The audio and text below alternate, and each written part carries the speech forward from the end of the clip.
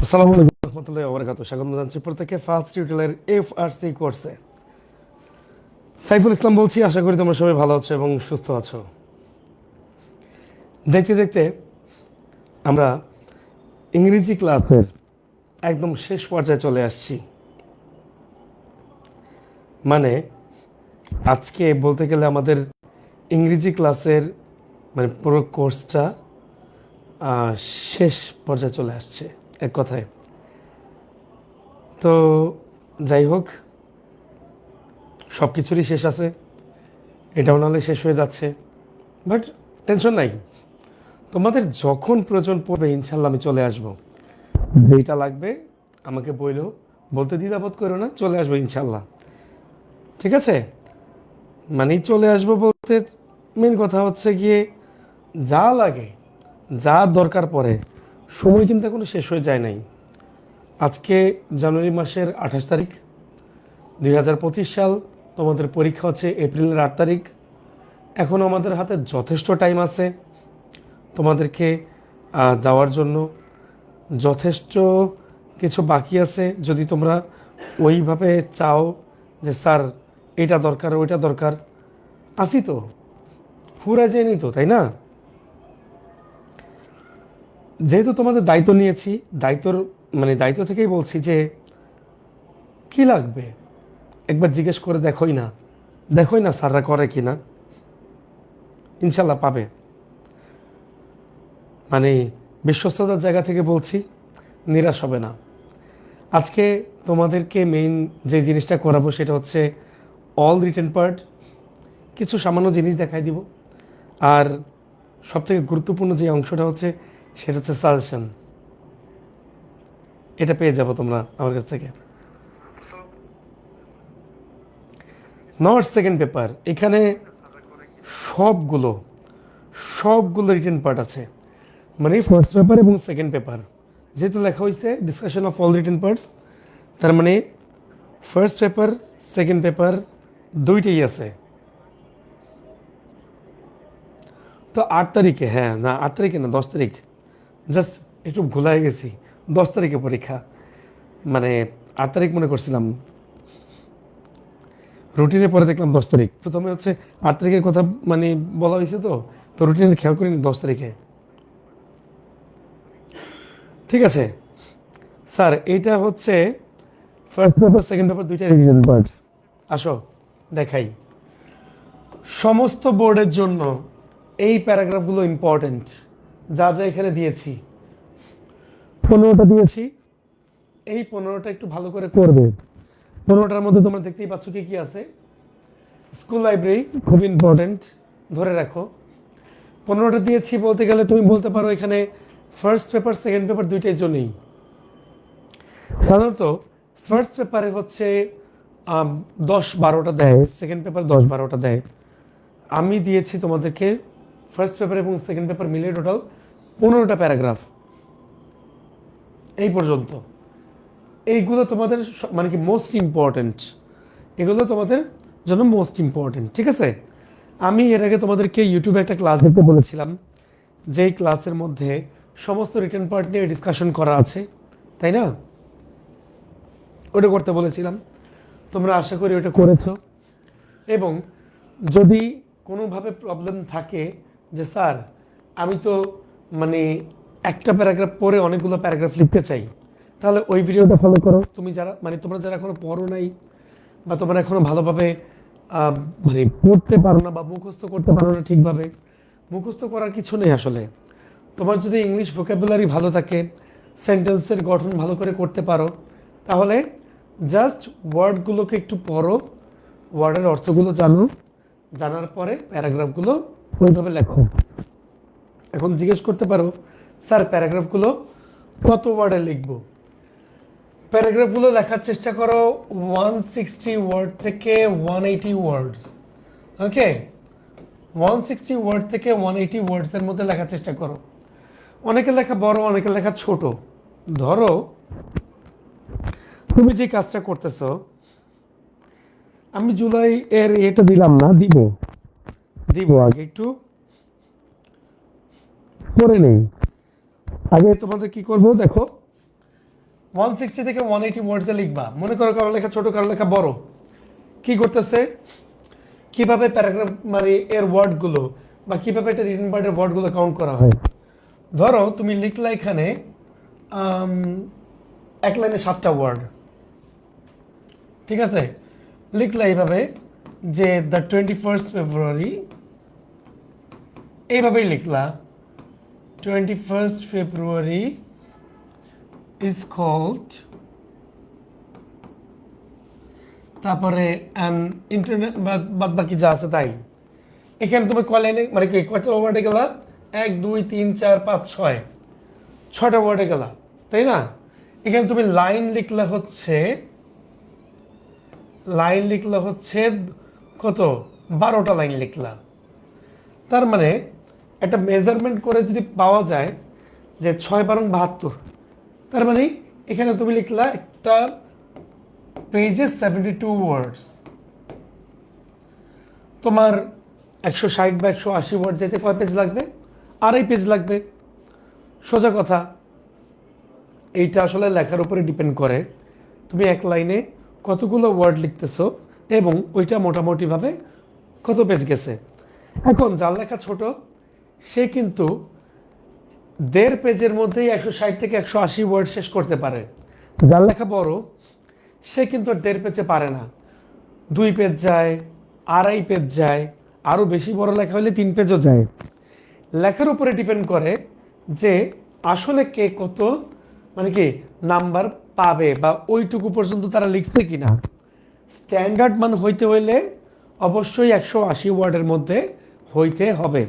আমি কি কথা বুঝাইতে পারছি? আচ্ছা, কোনো কোশ্চেন করা লাগবে না, কোনো কোশ্চেন করা লাগবে না। আমি প্রত্যেকটা কোশ্চেনের দিয়ে দিতেছি। এইখানে এই কয়টার পাশাপাশি তোমরা চাইলে আরো 2-3টা প্যারাগ্রাফ নিতে পারো, আর 2-3টা, ঠিক আছে। এখন আর পদ্মা ব্রিজ পড়া লাগবে না, মেট্রো রেল পড়া লাগবে না, দরকার নাই। এখন যদি কিছু পড়া লাগে তাহলে ধরো 16 নম্বরে জুলাই মানে কি জুলাইয়ের যে ঘটনাগুলো আছে সেটা পড়া লাগতে পারে, ঠিক আছে। জুলাইয়ের আন্দোলন পড়া লাগতে পারে, হইতে পারে, এটা আসতে পারে। কিন্তু আমার মনে হয় না যে একটা বোর্ড পরীক্ষাতে এই সমস্ত বিষয় নিয়ে মাথা ঘামাবে। হ্যাঁ, জানতে হবে অবশ্যই, তোমরা ইতিমধ্যে জানো, বাট মনে হয় না যে ওনারা চাইবে এটা দিতে, উচিত না। যা দেখার আমরা দেখে নিছি, এ হচ্ছে ব্যাপার। ন্যাশনাল ফ্ল্যাগ, হ্যাঁ দিতে পারে। ন্যাশনাল ফ্ল্যাগ মানে এইগুলো আমি ইম্পর্টেন্টের কাতারেও রাখতেছি না, জাস্ট আমি দিয়ে দিতেছি ন্যাশনাল ফ্ল্যাগ দিয়ে দিলাম এমনিতেই, আর কিচ্ছু না। তো প্যারাগ্রাফের ব্যাপারটা আমি তোমাদেরকে বুঝাইতে পারছি আশা করি। তার দরকার নাই, যেখানে যা পড়ছো এটা বড় ইনশাল্লাহ। তারপরেও আমি বলবো যে ফর অ্যাভয়েডিং রিস্ক চাইলে তোমরা আরও কিছু পড়তে পারো, আরও কিছু পড়তে পারো, ঠিক আছে।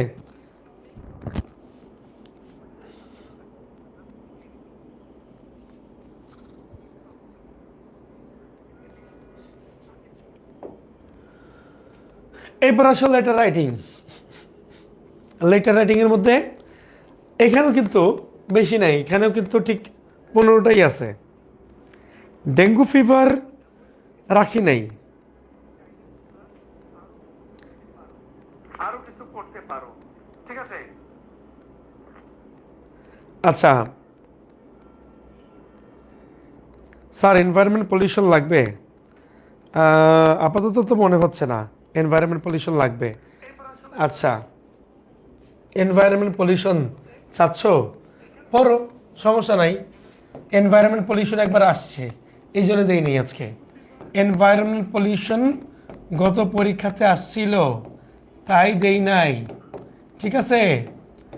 দিতে পারি, সমস্যা নাই। প্যারাগ্রাফের সংখ্যা বেশি করে লাভ নাই। ন্যাশনাল ফ্ল্যাগ তো এই জায়গায় দিয়েই রাখছি, রিক্সা পোলারও দেওয়া আছে, এই কয়টা। হ্যাঁ, এই কয়টাতে ন্যাশনাল ফ্ল্যাগ এই জায়গায় দরকার নাই, ন্যাশনাল ফ্ল্যাগটা দরকার নাই। তো 17টা প্যারাগ্রাফ হইলেই হবে।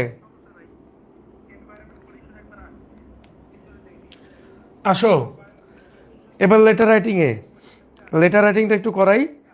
এই লেটার রাইটিংয়ের মধ্যে কি কাহিনী আছে? About your plan after SSC exam, about describing the importance of reading news paper.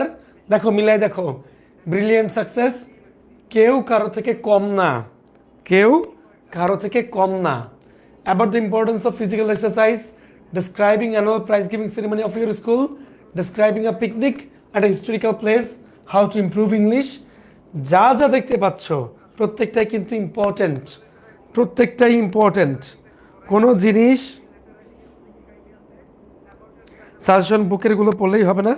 হ্যাঁ, যাদের কাছে সাজেশন বুক আছে তারা সাজেশন বুকটা পড়তে পারো। রিসেন্ট ফ্লাড, রিসেন্ট ফ্লাডের ব্যাপারে লাগবে না, ফ্লাডের ঘটনা না সবাই ভুলে গেছে, আমার মনে হয় না দরকার আছে। এখন কেমনে লিখবা? কোশ্চেনটা হয় দুই রকমের। তোমরা ইতিমধ্যে এখানে প্যারাগ্রাফগুলো দেখতে পাচ্ছ, ইতিমধ্যে এখানে প্যারাগ্রাফগুলো দেখতে পাচ্ছ, তো কিভাবে লিখবা সেটা নিয়ে একটু কথা বলি। নাও ফার্স্টে আমরা তারিখে চলে যাই বা ইয়েতে চলে যাই। মনে করো এখানে ডেট আছে, বা আমি ডেট দিলাম কত, 21 ফেব্রুয়ারি। ঠিক আছে, দা দিয়ে শুরু করতে পারো চাইলে। 21 ফেব্রুয়ারি,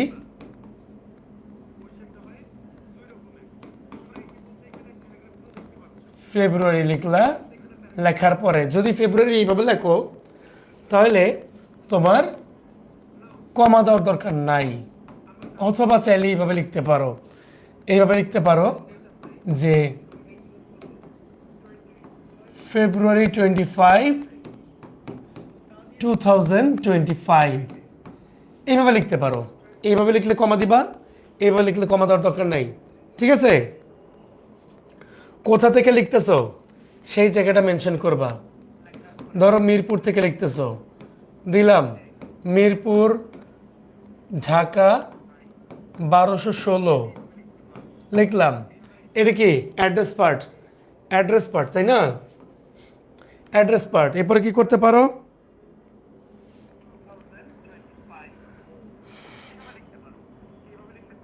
এরপরে লিখতে পারো এখান থেকে জায়গা ফাঁকা রেখো, তারিখের পরে জায়গা ফাঁকা রেখো, মানে কি 2 লাইন সমপরিমাণ জায়গা ফাঁকা রাখবা প্রত্যেকটা পার্ট থেকে। ঠিক আছে, লিখলা ডিয়ার ফাদার লিখলা, বা মাদার লিখলা, বা ব্রাদার লিখলা, সিস্টার লিখলা, যারে লেখা লিখলা। মনে রাখতে হবে যখন তুমি লেটার শুরু করতেছো, লেটার শুরু করার সময় অবশ্যই ডিয়ারের পরে যাকেই তুমি সম্বোধন করো বা ভোকেট করো, অবশ্যই এখানে তার ক্যাপিটাল লেটার হইতে হবে, ফার্স্ট লেটারটা ক্যাপিটাল লেটার হইতে হবে। ঠিক আছে,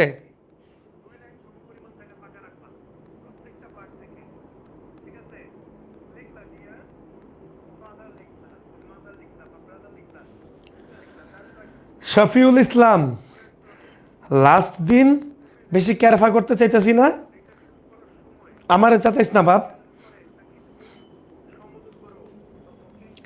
ডিয়ার ফাদার লেখার পরে কি করলা? অ্যাট ফার্স্ট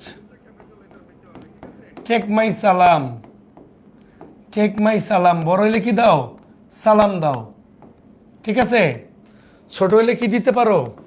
ছোট হইলে দিতে পারে কর্ডিয়াল লাভ, কর্ডিয়াল লাভ দিতে পারো। ক্লিয়ার, কর্ডিয়াল লাভ দিতে পারো। আবার যদি সমবয়সী থাকে তাহলে সালাম আর কর্ডিয়াল লাভ দুইটাই দাও। ঠিক আছে, একটা বড়দের বেলায় গুরুজনদের বেলায় সালাম, আর একটা ছোটদের বেলায় কর্ডিয়াল লাভ। আর যদি বড় ছোট দুইটার মাঝে বন্ধু হয় তখন কি দিতে পারো? সালাম অ্যান্ড কর্ডিয়াল লাভ দিয়ে দিলা। দেওয়ার পরে কি করতে পারো? দেওয়ার পরে আই হোপ দ্যাট, আমার কিন্তু গলা ভাঙ্গা, ইউ আর ওয়েল। দেওয়ার পরে এভাবে লিখতে পারো, by the grace of almighty Allah, দিলাম।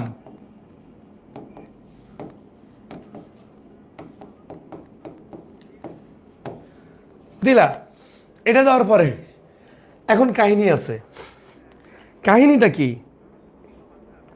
কাহিনীটা হয়েছে গিয়ে, সাধারণত এই সমস্ত লেটার লেখার আগে কোশ্চেনে থাকে যে তুমি জানাইতে চাও, তুমি জানাইতে চাও। আবার কোশ্চেন এমন থাকতে পারে যে ও জানতে চাইছে। যদি ও জানতে চায়, কেউ জানতে চায়, তখন কি হবে? কেউ জানতে চাইলে এইভাবে লিখবা। আমি এটা ব্র্যাকেট দিয়ে দিলাম এই পাশে, in your last letter, in your last letter. এবার লিখলা you wanted to know, you wanted to know about. About লেখার পর কি করবা? যে বিষয় সম্পর্কে কথা সেটা বলবা। আমি বলতেছি লেটার দুই ধরনের হয়, একটা হচ্ছে তুমি নিজে থেকে জানাতে চাও, আর একটা হচ্ছে ও জানতে চাইছে। ও যদি জানতে চায়, ও তার মানে এর আগে লেটার দিছে, তাই জানতে চাইছে। তাহলে কি করবা? ইন ইউর লাস্ট লেটার, যদি ও জানতে চায়, you wanted to know about লিখবা। লেখার পরে যে বিষয় সম্পর্কে বলছে সেটা লিখবা। আর না হলে এইভাবে করতে পারো, যদিও জানতে না চায়, তুমি নিজে থেকে জানাতে চাও, তাই today I want to tell you about, today I want to tell you about. যদি তুমি নিজে থেকে জানাতে চাও, তাহলে today I want to tell you about লেখার পরে দিয়ে দিলা। এরপর কি? ওকে, দেওয়ার পরে হেয়ার ইট ইজ দিলা। দিয়ে এই হচ্ছে তোমার স্টার্টিং পয়েন্ট। এইটা একটা জায়গা, 2 লাইন ফাঁকা রেখে এইটুকু লিখবা। এইটুকু লেখার পরে আবার 2 লাইন ফাঁকা দাও। হ্যাঁ, এইবার এই জায়গাটা কি করবা? এই জায়গাটা করবা হচ্ছে বিস্তারিত বর্ণনা। বিস্তারিত বর্ণনা দিবা। এই বিস্তারিত বর্ণনার জন্য মোটামুটি 7-8টা সেন্টেন্স লেখো, 7-8টা সেন্টেন্স লেখো, সমস্যা নাই। এরপরে কি করবা? এরপর লাস্টে বিদায় সম্ভাষণ।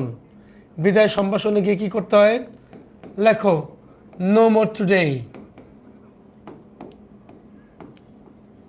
No more today. যদি বাপ মায়ের লেখো তাহলে কনভে মাই সালাম দেওয়ার দরকার নাই, ঠিক আছে?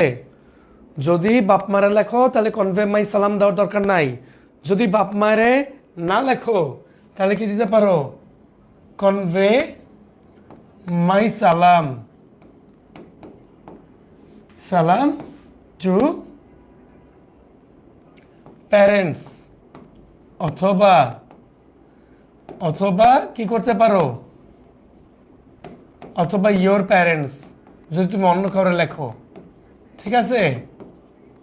And love to the youngers লেখো। এই পর্যন্ত করলা।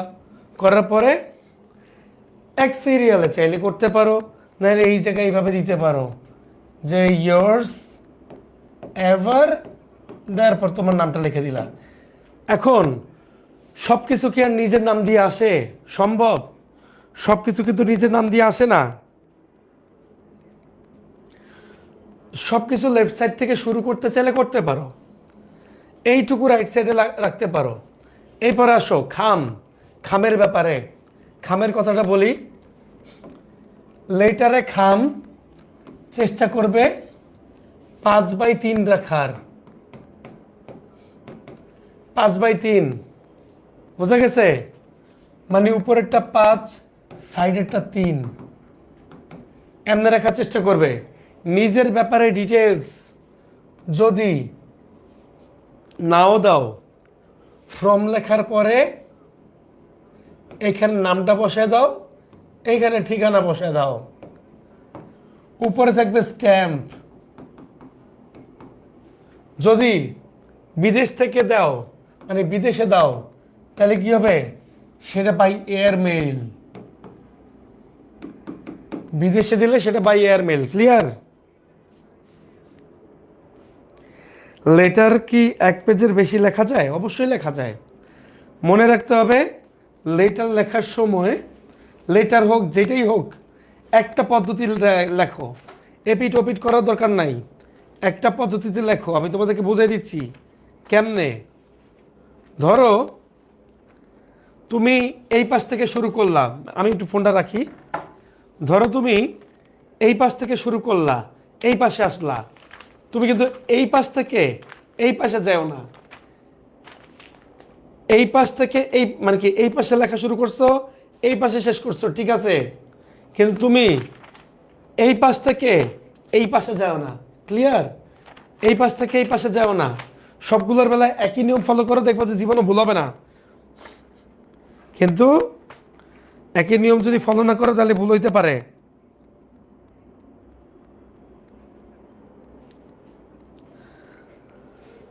ওকে, অ্যাপ্লিকেশনও সেম। লেটার বলো, মানে ফর্মাল লেটার বলো, অ্যাপ্লিকেশন বলো, সেম। আমাদের স্কুলে স্যার লেটার 1 পৃষ্ঠা না লিখলে নাম্বার দেয় না। আমি এদের ব্যাপারে আসলে কিছু বলতে চাই না, অনেক কিছু ল্যাকিংস আছে অনেকের, যার কারণে আজকে এই অবস্থা। কিন্তু আমরা আজকে বিগত কত বছর, ফার্স্ট স্যার পড়ায় 2005 সাল থেকে, 5-6 সাল থেকে, তো বা আমি পড়াই 9 সাল, মানে ব্যাপারটা হচ্ছে এমন, 9 সাল না, 8 সালের লাস্ট থেকে পড়াই। তো এত বছর যাবৎ স্টুডেন্ট পড়াচ্ছি, আল্লাহর রহমতে এরকম কিছু হয় নাই। স্যার অ্যাপ্লিকেশন 2 পেজে লিখলে তো কোনো প্রবলেম নাই, আমি তো বললাম লেখো।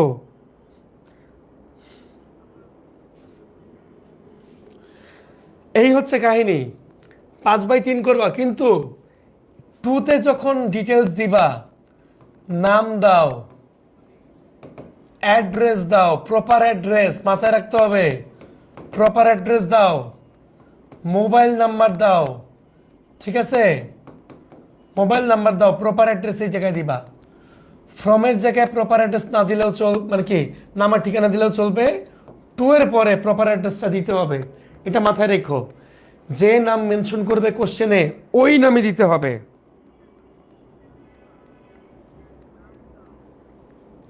ইয়োর সার্ভার বাম পাশে লিখলেও হবে, বাম পাশে লিখলেও হবে, সমস্যা নাই। এবার লেটারের কাজ শেষ, সিভিতে যাচ্ছি, সমস্যা নাই। সিভি 2 পেজের মধ্যে লেখো, 2 পেজের মধ্যে, সিভি 2 পেজের মধ্যে লেখাই ভালো। এবার আসো ডায়লগ। এই হচ্ছে ডায়লগের কাহিনী। বেশিক্ষণ করাবো না, কিন্তু জাস্ট আমি আজকে দেখাই দিচ্ছি benefits of early rising, using of mobile phone by television, about the eradication of illiteracy from the country, importance of learning computer by English by newspaper, bad effects of copying in the exam, advantages and disadvantages of village life and city life, internet games, sports, importance, এগুলার physical exercises importance, dengue থেকে কিভাবে রক্ষা পাবো তার হচ্ছে গিয়ে এই মানে তার আলোচনা, এবং তারপরে কম্পিউটার ক্লাব বা ডিবেটিং ক্লাবে করার আলোচনা। এই পরে দিকে কিছু নাই। শোনো, প্রত্যেকটা ডায়লগ বলো, প্রত্যেকটা লেটার বলো, এগুলার কিছু পার্ট আছে যেগুলো হুবহু প্রত্যেক বছর, মানে কি প্রত্যেক বছর না, প্রত্যেকটা লেটার বা অ্যাপ্লিকেশনে একই হয়, ডায়লগও সেম, ঠিক আছে। তুমি লিখলা, তুমি যখন এই ডায়লগটা লিখতে যাবা, তুমি ডায়লগ লিখতে যাওয়ার সময় ভেতরের জাস্ট 4-5টা পয়েন্ট, প্রত্যেকটা 4-5টা পয়েন্ট মুখস্থ রাখবা, যেটা ক্রিম পয়েন্ট, ওগুলো না দিলে তুমি নাম্বার পাবাই না। ওই পয়েন্টটা খালি মুখস্থ রাখবা, ওই পয়েন্টটা খালি মুখস্থ রাখবা, ঠিক আছে। এখন বললো তোমারে, মনে করো কথা হইতেছে, মানে ডায়লগটা হইতেছে ক্যাটরিনা আর জরিনার মধ্যে, তো তুমি কি লিখবা? আর ডায়লগ উপরে আগে কথাটা লিখতে হবে, আর dialogue between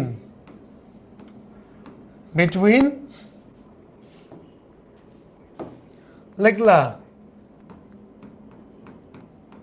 Katrina and Zarina, লেখার পরে অ্যাবাউট ব্লা ব্লা ব্লা, যেটা থাকবে সেটা ইজ গিভেন বিলো। এই কথাটা লেখো, এই কথাটা লেখো ক্যাটরিনা জরিনা, জাস্ট আমি দিছি এমনি ক্যারেক্টার দিছি। ক্লিয়ার? এখন এটা লেখার পরে কি করবে? লেখো ফার্স্টে জরিনা বলতেছে, হ্যাঁ, একটা জিনিস মাথায় রাখবা, এই যে তুমি চিহ্নটা দিতেছো, এই চিহ্নটা কিন্তু সমান সমান জায়গা থাকা লাগবে, সমান সমান। যদি এই লাইন থেকে এটা সেকেন্ড লাইনেও যায়, এটা সমান সমান থাকা লাগবে। পেন্সিল দিয়ে করে নিবে, পেন্সিল আর স্কেল দিয়ে আগে দাগটা নিয়ে নিবে। এখানে যা লিখবে এটা যেন এখানে না আসে, মাথায় রেখো, এখানে যা লিখবে এখানে যেন না আসে। কি করবে বলো? এখানে লিখবে যে হ্যালো, লিখলা ক্যাটরিনা, ওকে, লিখলা এইভাবে হ্যালো ক্যাটরিনা, তারপর কি লিখলা হাউ আর ইউ। সে কি করলো? সেইটা লেখার পরে জরিনা বলল যে, সরি ক্যাটরিনাই তো বলবো এখন, হ্যাঁ ধরো ক্যাট লিখে ফেললাম সংক্ষেপে, ঠিক আছে। সে লিখলো হচ্ছে I am fine, thanks, thanks লিখলো, ঠিক আছে। এরপর কি what about you, what about you, তারপরে কি করলা? তারপরে সে ওই জরিনা আবার লিখলো কি আই এম ফাইন অলসো, হ্যাঁ আই এম ফাইন অলসো লিখলো। এরপরে মনে করো মেইন কথা শুরু করলো, হ্যাঁ মেইন কথা শুরু করলো। মনে করো কি নিয়ে বললো? এখানে আছে হচ্ছে আর্লি রাইজিং নিয়ে, ঠিক আছে। তারপরে এইভাবে লিখলো যে today I got up late. তারপরে সে বলল ওয়াই, সে বলল কে ক্যাটরিনা বলল why, this is a very bad habit, এটা বলল, ঠিক আছে। You should get up early in the morning. তারপরে এখন জরিনা বলল what is the benefits of rising early in the morning. এইভাবে বলার পরে এই তো মনে করো এইবার ক্যাটরিনা গান মানে কি র্যাপ গান গাওয়া শুরু করে দিল। Early rising is a beneficial for health, হ্যাঁ ইট ইজ এ গুড মানে কি it is a good form, অথবা it is a kind of form, মানে কি এরকম কিছু একটা দিল। দেওয়ার পরে কি করলো? মনে করো বলে দিল ইফ ইউ মানে কি গেটস মানে if you get up early in the morning you can enjoy the fresh air, you can enjoy the fresh environment, and also you can do the work which is not previously done. তার মানে কি এইগুলা বইলা বইলা কথা পড়াই দিল। পরে দেয় কি করবে? অবশ্যই মাদ্রাসা বোর্ডের জন্য প্রযোজ্য হবে, কোনো প্রবলেম নাই।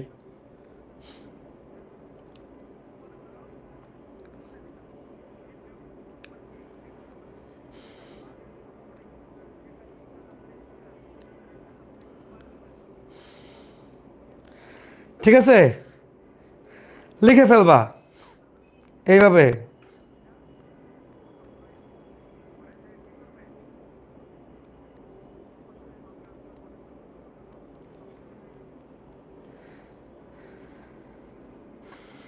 শেষ। এই জিনিসটা বুঝছো তো? বোঝার পরে কি করবা জানো? বোঝার পরে মনে করো এই যে মেইন পয়েন্টগুলো লিখে দিবা। মেইন পয়েন্ট লেখার আগে একটু পেঁচাবা পেঁচাবা পেঁচাবা, মেইন পয়েন্টটা মাঝখানে রাখবা, রাখা। এইপরে সে লিখলো যে মনে করো এরপর কেউ লিখলো যে ওকে, হ্যাঁ আই মানে কি আই হ্যাভ আন্ডারস্টুড ইট, এটা লিখলো। মনে করে লিখে ফেললো আই হ্যাভ আন্ডারস্টুড ইট, মানে কি ফ্রম নাও এইপরে মনে করো আই উইলের পরে সে যে কাজটা করতে চায় সেটা দিলা। এরপরে ও মানে কি দ্যাটস গ্রেট, এটা হচ্ছে পরের ব্যক্তি বলল ও দ্যাটস গ্রেট। এবার কি করলো? এটা লেখার পরে তারপরে বলল যে okay I have to go now, এরকম দিল, till then লেখার পরে বাই, এই ব্যক্তিও দিয়ে দিল বাই। এই সে ব্যাপার, মাঝখানে মেইন পয়েন্টগুলো রেখে এই পয়েন্টগুলোকে পরবর্তীতে দিয়ে দিবা। আর উপরের পয়েন্টগুলো তো বলছি হ্যালো হাই বাই বাই যা যা আছে ওগুলো করে ফেলবা, করে ফেললে শেষ। মনে রাখতে হবে জোড়া করবা কয়টা? জোড়া করবা হচ্ছে মিনিমাম 8টা, ঠিক আছে? জোড়া করবা মিনিমাম 8টা, উপরে 10টা, উপরে 10টা। ডায়লগ লেখার সময় জোড়া করবা মিনিমাম 8টা, উপরে 10টা, ঠিক আছে?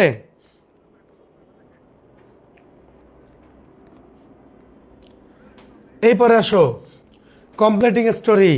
যারা যারা কমপ্লিটিং স্টোরি নিয়ে আমার সাথে কাতুকুতু করতেছিলা তাদের জন্য কমপ্লিটিং স্টোরি আনি, ঠিক আছে? কমপ্লিটিং স্টোরির মধ্যে কিন্তু ক্রিয়েটিভ স্টোরি আছে, ঠিক আছে? এগুলা পড়বা, ঠিক আছে? পড়ার পাশাপাশি আরেকটা জিনিস ফলো করবা। কি ফলো করবা? ক্রিয়েটিভ স্টোরি ফলো করবা।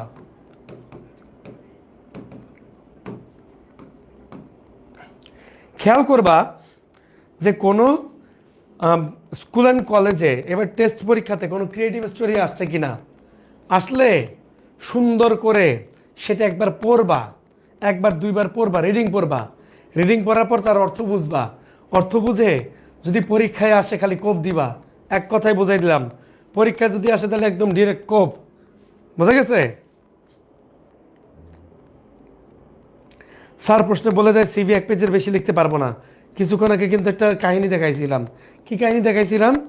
যে সিভি কেমনে শেষ করতে হয়, মানে সিভি না, যে কোনো লেটার কেমনে শেষ করতে হয়। এপিট ওপিট, এপিট ওপিট করা যাবে না, এই পাশ করতে হবে পাশাপাশি।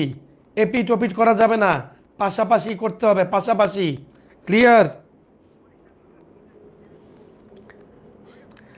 কমপ্লিটিং স্টোরি স্যার 50+ পড়ছে, আরও কি লাগবে? বাপ, তুই তো পড়তে পড়তে চাঁদের দেশে চলে যাবি। মানসুর একটা সুরাইয়া। স্লাইডেরগুলো পড়লে হবে ইনশাল্লাহ, আশা করি। দেখো এই জায়গায় যে কমপ্লিটিং স্টোরিগুলো দেওয়া আছে মাথায় রাখবে, কমপ্লিটিং স্টোরির হেডিং কি হবে? কমপ্লিটিং স্টোরির হেডিং হবে ক্যারেক্টার। কি হবে? হেডিং। হেডিংটা কি? উপরে যেটা লেখে, একটা স্টোরি শুরু করার আগে উপরে যেটা লেখে সেটা কি হবে? হেডিং হবে হচ্ছে ক্যারেক্টার। ক্যারেক্টার দিয়ে করতে হবে।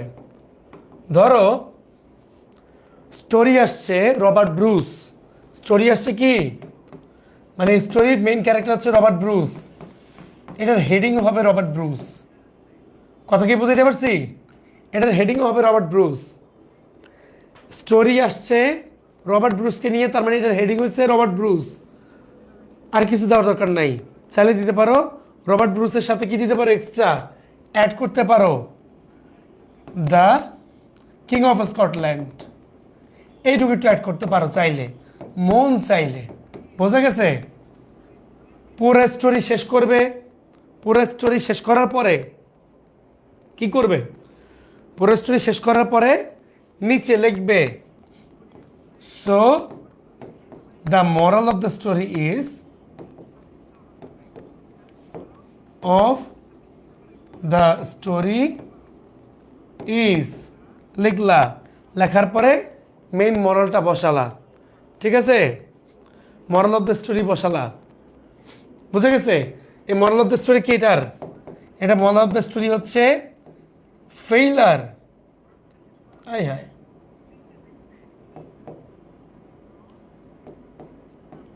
Failure is the pillar of success, নাকি? এটাই তো ছিল।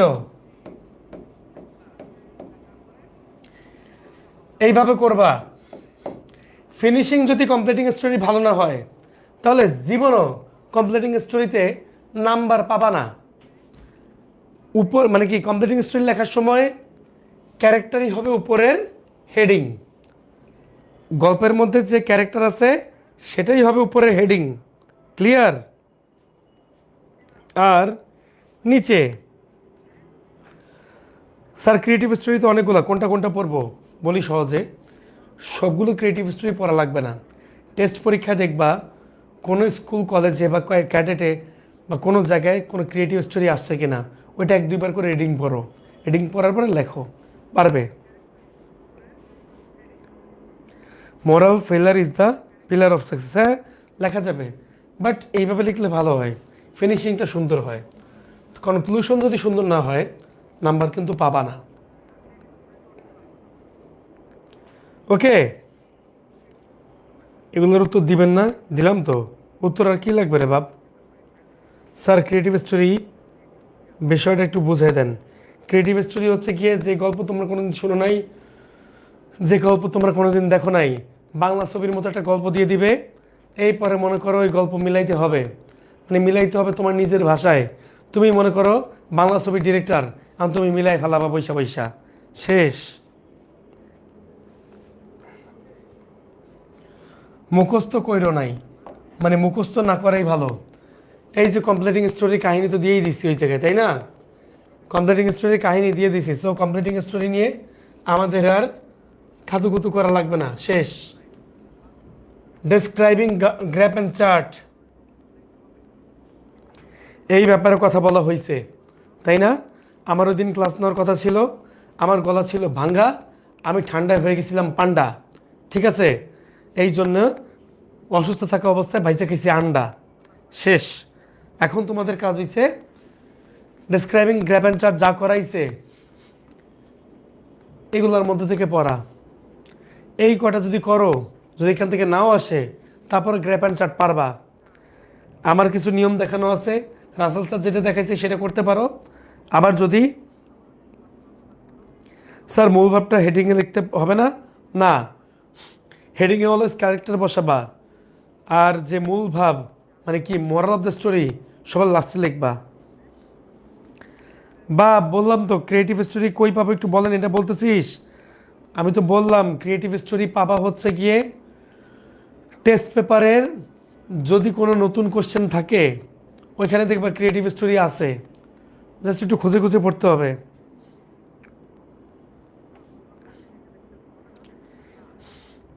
এটা তো বানায় দেখা লেখা যায় ইজি, হ্যাঁ, কিন্তু মনে রেখো এগুলা এই যে জিনিসটা পপুলেশন গ্রোথ ইন বাংলাদেশ বলো, the use and abuse of internet, এখানে যে সংখ্যাগুলো দেওয়া থাকবে মনে করো উপর প্রথমটা আছে 20%, তারপরেরটা আছে 25%, ঠিক আছে? এখানে সাল আছে 2010, এখানে সাল আছে 2011, এগুলো একটু কাউন্ট করো।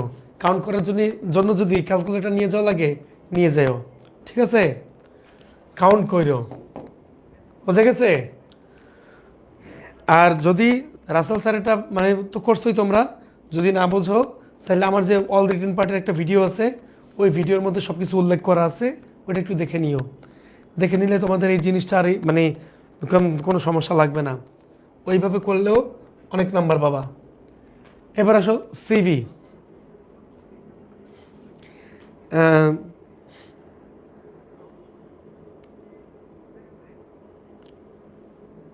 না দেখার কি আছে রে, দেখছি তো, না দেখার তো কিছু নাই। আসো,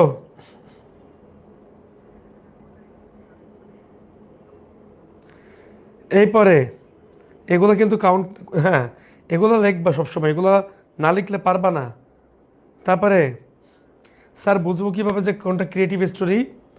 বোঝাই যায়, কারণ তোমরা র্যাট অ্যান্ড লায়নের গল্প সরি মাউস অ্যান্ড লায়নের গল্প শুনছো, তোমরা হচ্ছে গিয়ে রবার্ট ব্রুসের গল্প শুনছো, তোমরা আর এই যে গল্পগুলো, এই গল্পগুলোর বাইরে বা এই ট্রেডিশনাল স্টোরির বাইরে যেগুলো তোমরা আগে পড়ছো, এই ট্রেডিশনাল স্টোরির বাইরে যা দেখবা সব ক্রিয়েটিভ স্টোরি।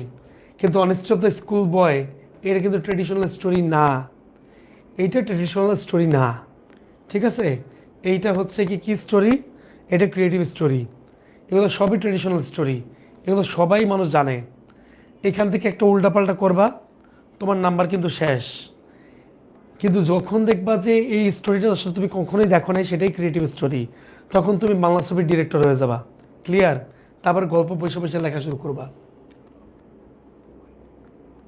এইবার দেখো আসো সিভিতে, সিভি নিয়ে অনেকের অনেক ঝামেলা আছে, জীবন তেনা তেনা সিভি দেখতে দেখতে। আসো এই তেনা তেনাকে আমরা আপাতত মুরগি ভুনা করে খেয়ে ফেলি। কেমনে? অ্যাসিস্ট্যান্ট টিচার বা লেকচারার ইন ইংলিশ যখন বলবা, সিভিতে মাথায় রাখতে হবে প্রত্যেকটা ইয়ার মানে কি গ্যাপ কত বছর থাকে সেটা মাথায় রেখো। এসএসসির পরে এইচএসসির গ্যাপ থাকবে 2 ইয়ার্স। ক্লিয়ার? এসএসসি যদি তুমি দাও 2010-এ, এইচএসসি তুমি দিবা 2012-তে। ওকে? যখন কোনো স্পেসিফিক সাবজেক্টের উপরে টিচার চাইবে তখন বিএ অথবা বিএড দিতে পারো, বা এমএ বা এমএড দিতে পারো। মাথায় রেখো, যদি এইচএসসিও 2012-তে, বিএ হবে, বিএ ব্যাচেলার ইন আর্টস 2016-তে, আর এমএ হবে 2017-তে। ওকে? এসএসসি থেকে এইচএসসি 2 ইয়ার্স গ্যাপ, এইচএসসি থেকে বিএ 4 ইয়ার্স গ্যাপ, বিএ থেকে এমএ হচ্ছে 1 ইয়ারের গ্যাপ। মাথায় রেখো, এগুলো জীবনে ভুল করো না, ভুল করলে কিন্তু শেষ। তাইলে এসএসসি যদি তুমি 2010-এ দাও, জন্ম কবে হইতে হবে? জন্ম হইতে হবে হচ্ছে, বার্থ হইতে হবে কত? 1994-এ। 1994 দিতে পারো, বা দিতে পারো কত? 1995 এটা দিতে পারো। ক্লিয়ার? এইটার বেশি উল্টাপাল্টা করো না। আমি অলরেডি তোমাদেরকে বুঝাইতে পারছি কি করবা তোমরা।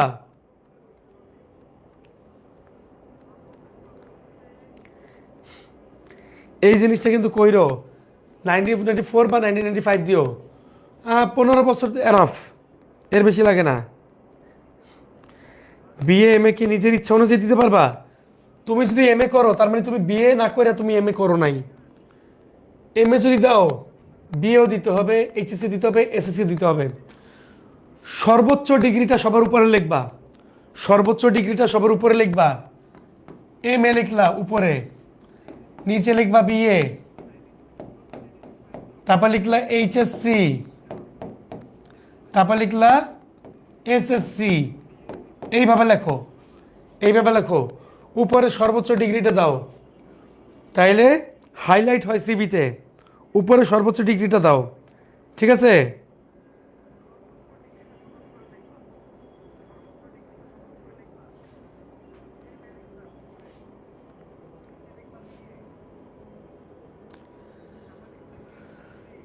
এই কাজটা কইরো।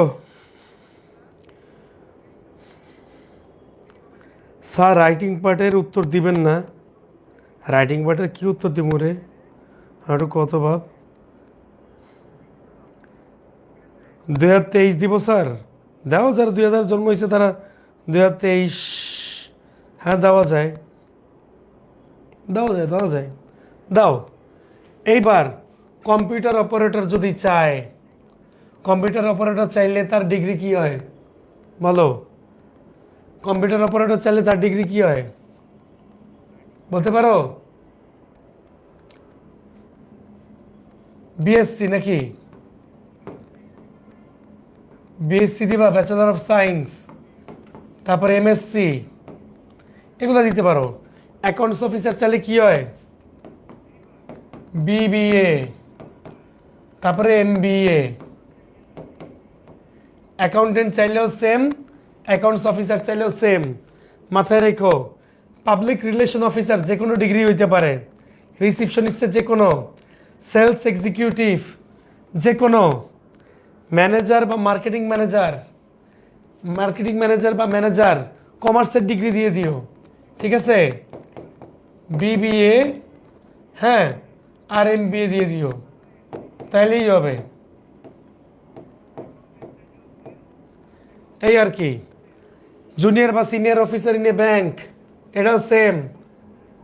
আমি মেনশন করে দিচ্ছি, বিবিএ অথবা মানে কি বিবিএমবি দিবা, দুইটাই দিবা। মেডিকেল রিপ্রেজেন্টেটিভ, মেডিকেলে বসবে, এই ডিগ্রি তো আর ওই সমস্ত ডিগ্রি না। আরে তোর জন্ম 2007 সালে হইলে কি হয়েছে, সাল কমায় তারপর এটা ব্যবস্থা করতে হবে। ক্লিয়ার? সাল কমায় ব্যবস্থা করতে হবে। এই হচ্ছে ব্যাপার। পোস্ট অফ লাইব্রেরিয়ান চাইছে, দাও, যে কোনো ডিগ্রি দাও, অনার্স মাস্টার্স দিয়ে দাও। বিএ মানে কি বিএ অনার্স, এমএ দাও, বিএ এমএ দিতে পারো। হ্যাঁ, যেগুলো মনে করো তেমন একটা ঝামেলা নাই সেগুলো বিএ এমএ দিয়ে দাও। ঠিক আছে? লাইব্রেরিয়ানের জন্য বিএ লাগে, এমএ পর্যন্ত যাওয়া লাগে না। ক্লিয়ার? এই হচ্ছে ব্যাপার। এই যে মা বাবার বেকার সন্তান গোলাম রাব্বি, আমার নজরে কিন্তু পড়েছিস বাপ। এবার কিন্তু একবার ধরলে ধরে দেবো, খাপে খাপ। রেডি? এবার আসো, কেমনে লিখবা সিভি? উপরে তারিখ দাও। তারিখ, তারিখ কি আছে? উপরে তারিখ আছে, মনে করো এটা দিলাম 25/1/2025 টু দ্য ম্যানেজার। ম্যানেজারের নেম বড় হাতে দিতে হবে। অথবা কাকে দিবা? To the CEO. দেওয়ার পরে কি করবা? কোম্পানির নাম লিখবা। ঠিক আছে? কোম্পানি অথবা ইনস্টিটিউশন অথবা যে কোনো ইয়ের নাম দেওয়ার পরে কোম্পানির অ্যাড্রেসটা লিখবা। দিলা অ্যাড্রেসটা দেওয়ার পরে স্যাররে এইবার একটু ডিয়ার বলতেই পারো। কি বলতে পারো?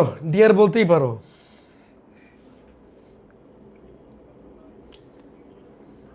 আরে মা, এই যে তার বাকিগুলো লেখা নাই, এটা নিচে লেখার পরে কি করতে পারো?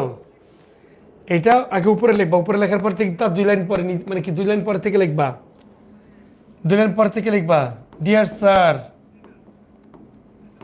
আমার মতো সরে লিখতে জানো, সব এক লাইনে লিখো, জায়গা নাই। হ্যাঁ, ইন মানে কি দি advertisement, in the advertisement published on, এরপরে এই জায়গাটা পত্রিকার নাম, পত্রিকার নাম দাও অন এত, তারপরে দিবা কি অন, তারিখ দিবা। তারিখ দেওয়ার পরে তারপরে এইটা ভাবে করতে পারো, you posted for the job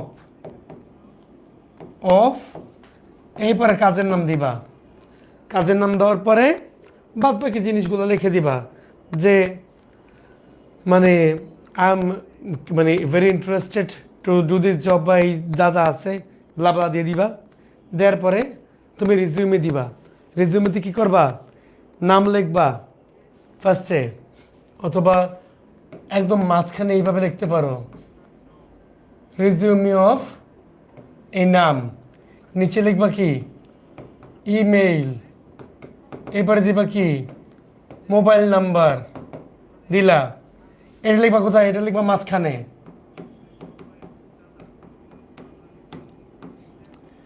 মাঝখানে লেখার পরে এই পাশে ফাদার নেম, এই পাশে মাদার নেম, এই পাশে প্রেজেন্ট অ্যাড্রেস, এই পাশে পার্মানেন্ট অ্যাড্রেস।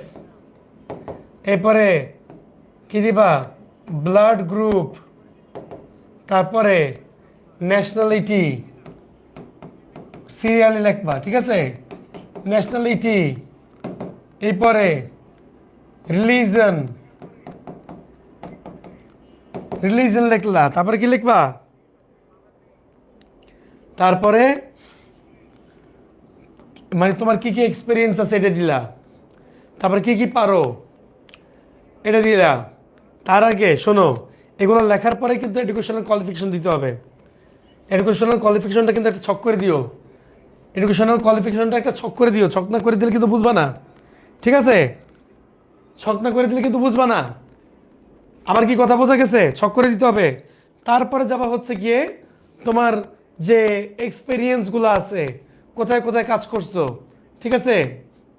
যেমন ইউ ওয়ার্ক অ্যাজ আ মানে mentor of first tutorial of English, হ্যাঁ, মানে কি ফ্রম 2016 to 2020 দিলা। আর তুমি এভাবে দিতে পারো, মানে প্রেজেন্টলি আই এম ওয়ার্কিং, মানে কি অ্যাট, কোথায় কাজ করতেছো দিলা।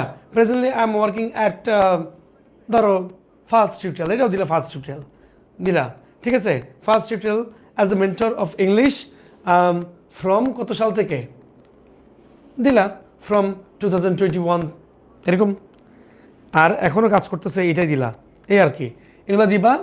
তারপরে তুমি পার্সোনাল স্কিল, তুমি কি জানো, language proficiency both Bangla and English, তাই না? চাইলে উর্দু দিতে পারো, না দেওয়াই ভালো। বাংলা মানে ইংলিশটাই হচ্ছে গিয়ে দরকার পড়ে, বিকজ মানে কি around 60 countries people use English as their first language, তাই না? এই আর কি।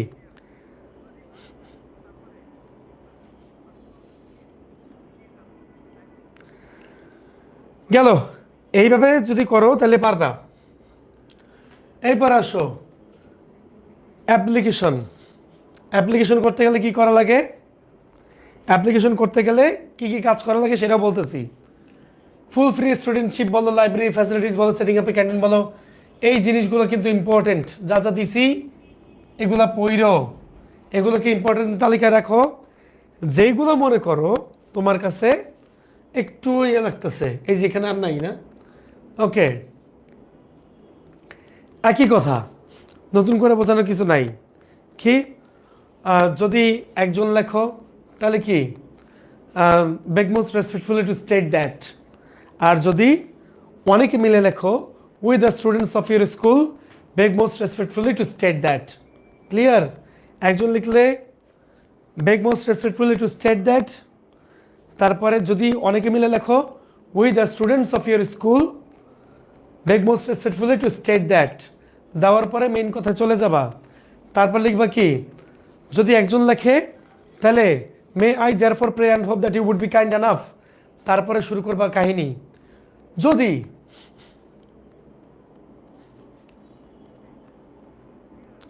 ট্যাগ কোশ্চেনে প্রশ্ন লেখা লাগবে যে জিজ্ঞেস করছো আমি দেখছি, ঠিক আছে?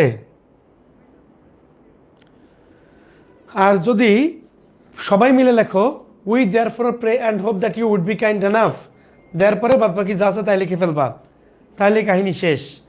ভেতরে অ্যাপ্লিকেশনের ভেতরে সাধারণত অল্প কিছু কথা থাকে।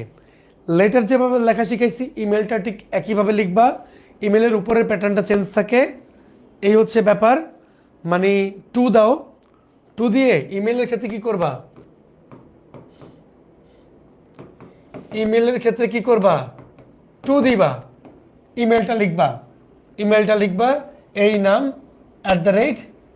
@gmail.com, দেওয়ার পরে সাবজেক্ট লিখবা এই, তারপর নিচে ইমেল শুরু করে দিবা।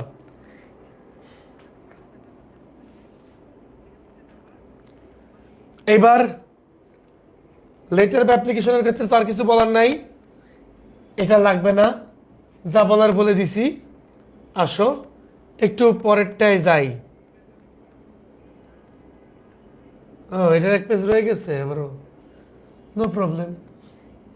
আসো এইবার কম্পোজিশন রাইটিংয়ে যাই। একটা কম্পোজিশনে কত মার্ক দেয় জানো? 12 মার্ক দেয় নাকি?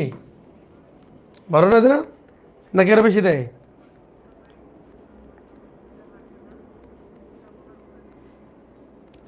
এর বেশি তো দেয় না। 10টা দেওয়া আছে, 10টা দেওয়া আছে। ডিউটিস অফ স্টুডেন্টস ভাল লাগে, আসে। হবি আসে, the season you like most, childhood memories, wonders of man, wonders মানে কি মডার্ন সায়েন্স, আর aim in life, future plan of life. এই 6টা একটু বেশি ইম্পর্টেন্ট। বাদ বাকি যেগুলো আছে সেগুলোও আছে, ইম্পর্টেন্ট না যে তা না, ইম্পর্টেন্ট। সিভি এক পেজে লেখা লাগে না, সিভি পাশাপাশি লেখা লাগে রে বাপ।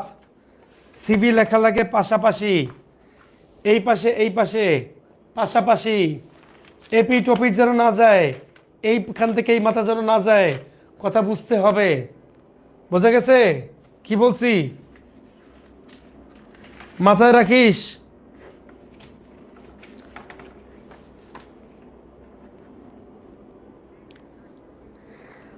আচ্ছা, এইবার লাস্ট কিছু কথায় আসি, শেষ করে দিই এটা। যখন তুমি কম্পোজিশন লিখবা, কম্পোজিশন লেখার সময়ে তোমার যে কাজ সেটা হচ্ছে গিয়ে কম্পোজিশনের অবশ্যই প্যারা করবা। যদি এইটা মনে করো 12 মার্কের হয়ে থাকে তাহলে মিনিমাম 6 প্যারা, সর্বোচ্চ 8টা প্যারা করো। ঠিক আছে, 8টা প্যারা করো। কথা বোঝা গেছে? আর কম্পোজিশন লিখতে হলে অবশ্যই 250 ওয়ার্ড, 250 ওয়ার্ডের নিচে কম্পোজিশন লেখো না। 12 মার্ক, 250 ওয়ার্ডের নিচে কম্পোজিশন লেখো না। ঠিক যে কথাটা আমি প্যারাগ্রাফের বেলায় বলেছিলাম, এই কথাটা আমি কম্পোজিশনের বেলায় বলতেছি। 250 ওয়ার্ড লিখবা, কিন্তু প্যারা করে লিখবা। ঠিক আছে, প্যারা করে লিখবা। মাথায় রেখো, এসে আর কম্পোজিশনের মধ্যে পার্থক্য কি? এসেতে পয়েন্ট করা লাগে, কম্পোজিশনে পয়েন্ট করা লাগে না। তোমাদের সিস্টেমটা হচ্ছে এসে না, কম্পোজিশন। ওকে, এই কটা পড়ো। কম্পোজিশন নিয়ে কি আর আমার তো কোনো কথা বলা লাগবে? যদি বলা লাগে তাহলে বলে দাও। মনে হয় না বলা লাগবে। অলরেডি আমার কাজ যা করার ছিল আমি তা করে দিয়েছি। এবার আসো, যাদের কম্পোজিশনের সমস্যা তারা আমাকে জানায়ও, বাট কম্পোজিশন আমার যা করার লাগবে আমি অলরেডি করাই দিছি। ঠিক আছে, এই হচ্ছে ব্যাপার। তো দেখতে দেখতে আজকে যা দরকার ছিল আমি দিয়ে দিছি। তোমাদের মনে করো কিছু দেখানোর দরকার ছিল, দেখাইছি। তোমাদের যদি আরও কোনো সমস্যা থাকে জিজ্ঞেস করো আমাকে, আমি করে দিব। আর পরে যে কথাটা বলতে চাই যে আজকে আপাতত আমি বিদায় নিচ্ছি। বিদায় কি মানে আমার ইংরেজি প্রথম, ইংরেজি দ্বিতীয় পত্র আমি, রাসেল স্যার, তাজ স্যার মিলে আমরা সবাই মিলে ইনশাল্লাহ এটা শেষ করছি। তোমাদের যদি একটা প্যারায় কত লাইন লিখবো স্যার? 5টা সেন্টেন্স লেখো। আমার ক্লাস আজকে এই পর্যন্তই শেষ, মানে এফআরসিতে শেষ। তোমাদের তারপরে যদি কোনো প্রয়োজন থাকে, যে কোনো প্রয়োজন আমাকে ডাকবে, আমি চলে আসব। তোমরা টেনশন করো না, পরীক্ষাটাকে ভালোভাবে দেওয়ার চেষ্টা করো। এবং এর মধ্যে যদি কিছু লাগে আমি তো আছি পাশে, আমি আছি, আমার আর শ্রদ্ধ শিক্ষকগণ আছে। তোমাদের যে কোনো সমস্যায় আমাকে ডাক দিবে, ইনশাল্লাহ চলে আসবো তোমাদের সামনে। গলার অবস্থা ভালো না, তো দেখা হবে, কথা হবে তোমাদের সাথে, মাঝে মাঝে মানে দেখা করব। আর যা লাগে জিজ্ঞেস করো নির্দ্বিধায়। এফআরসি তোমাদের জন্যই। আর এফআরসিতে যেহেতু তোমাদের দায়িত্ব নিয়েছি, সেহেতু এই দায়িত্বর মানে প্রত্যেকটা দায়িত্ব পালন করাও হচ্ছে আমার দায়িত্ব। ভালো থাকো সকলে, আমি সবাইকে মিস করব। আমি তোমাদের সবাইকে ভালোবাসি।